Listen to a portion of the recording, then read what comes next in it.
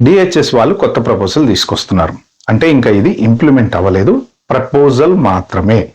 ఏంటి అంటే ఎవరైతే స్టూడెంట్స్ ప్రజెంట్ యుఎస్ వస్తున్నారో వాళ్ళకి ఏంటంటే స్టాంపింగ్కి వెళ్ళినప్పుడు 6 years ఇస్తారనమాట. అది ఏంటి అంటే visa. Visa is not the status.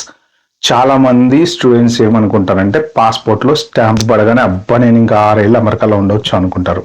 But that is your length of the stay in America. అంటే ఈ 6 ఏళ్లలో మీరు ఉండటానికి eligibility with your valid legal status.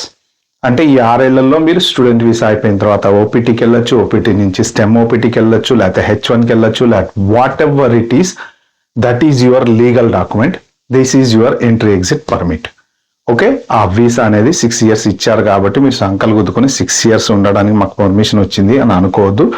అది ఓన్లీ ఎంట్రీ ఎగ్జిట్ పర్మిట్ మాత్రమే. సో ఇప్పుడు ఆ ప్రపోజల్ వచ్చేసి దాన్ని లిమిట్ అంటే 2 years కి లిమిట్ చేయాలి అని చెప్పేసి వీళ్ళు ప్రపోజల్ ఇచ్చారనమాట.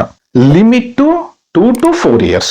అంటే మీరు వీసా స్టాంపింగ్కి వెళ్ళినప్పుడు మీకు వాళ్ళు లిమిట్ అనేది 2 years కి ఇవ్వచ్చు, 2.5 years కి ఇవ్వచ్చు. ఫర్ ఎగ్జాంపుల్ మీ మాస్టర్స్ వచ్చేసి 2 years ఉందనుకోండి, మీరు లెంగ్త్ ఆఫ్ స్టే వచ్చేసి 2 years ఇస్తారనమాట.